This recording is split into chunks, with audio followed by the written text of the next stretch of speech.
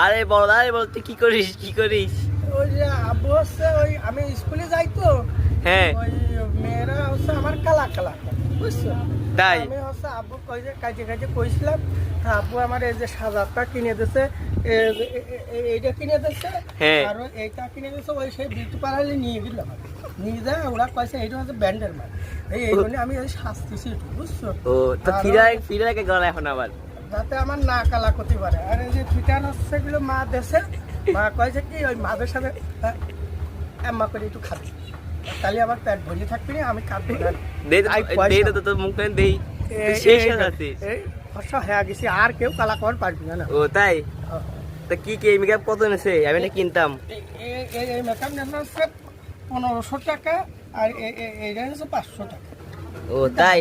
দাম আছে মেলা দাম।